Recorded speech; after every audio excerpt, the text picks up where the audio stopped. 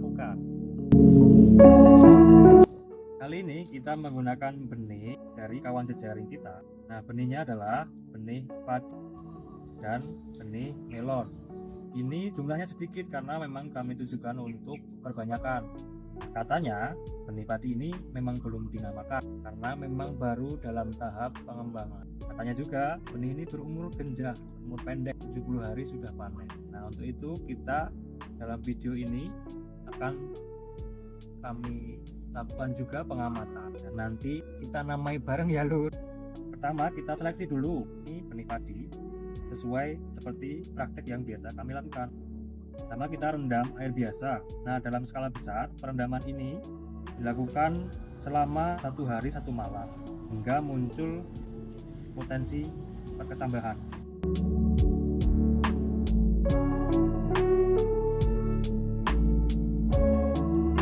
Nah, biasanya Lur, ini kami seleksi menggunakan air garam. Nah, seberapa banyak air garamnya itu sebanyak jika kita masukkan atau kita cemplungkan telur mentah, itu telurnya mengapung. Benih padi yang terapung itu kita ambil, kita seleksi, kita pakai yang tenggelam saja.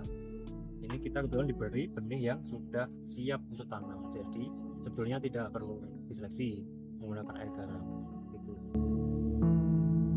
Oke teman-teman, sekarang kita lanjut ke tahap selanjutnya. Di tahap pertama kita udah menyeleksi benih si padi dan si melon ini.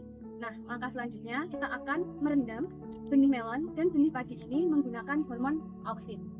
Nah, hormon auksin ini fungsinya buat apa sih?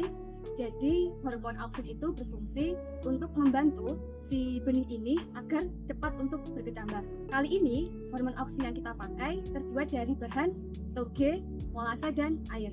Untuk perbandingannya, teman-teman nanti bisa membuat di rumah dengan perbandingan 1:1 dan banding 5.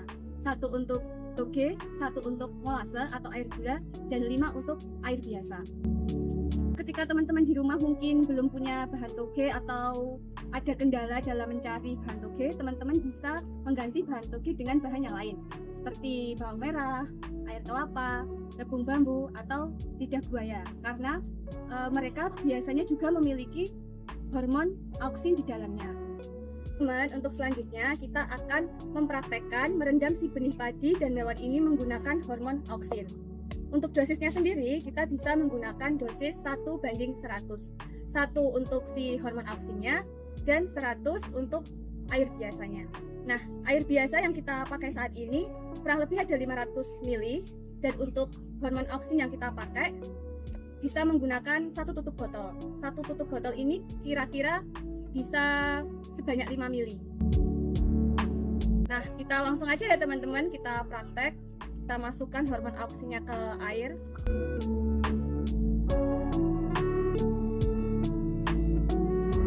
Kita masukkan si benih padi dan benih melonnya. Nah, perendaman ini kita bisa lakukan selama 1 jam. Nanti kalau udah 1 jam, si benih padi dan melon ini bisa kita keluarkan dan bisa langsung kita tanam ke tanah.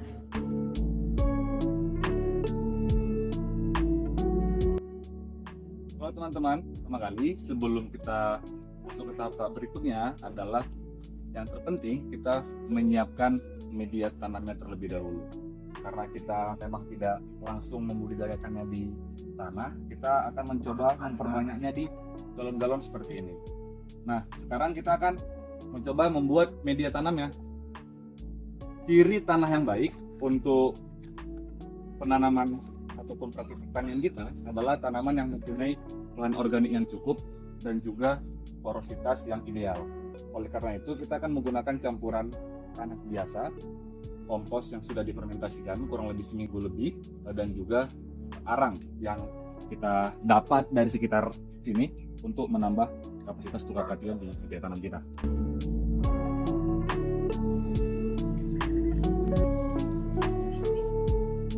Oke teman-teman, kita sudah mengumpulkan 3 komponen bahan untuk membuat media tanam kita. Tadi kita sampaikan bahwa media tanam yang baik adalah media tanam yang mempunyai suplai bahan organik yang ideal. Nah, untuk bahan organiknya sendiri, kita menggunakan kompos yang sudah kita bikin sendiri. Di sebelah sini ada beberapa bahan ya, hijauan, keringan, dan juga sumber-sumber untuk melengkapi CN rasionya. Kapan-kapan kita akan buat satu konten khusus terkait pengomposan. Nah, untuk komposisinya sendiri 1:1 teman-teman, antara tanah biasa dengan kompos yang sudah kita miliki. Kebetulan karena kami juga mempunyai arang, nah ini juga akan kita gunakan untuk sebagai bahan campuran untuk memperkuat dan mengidealkan kapasitas tukar kationnya untuk tanaman kita. Begitu, ayo ikuti cara pembuatan.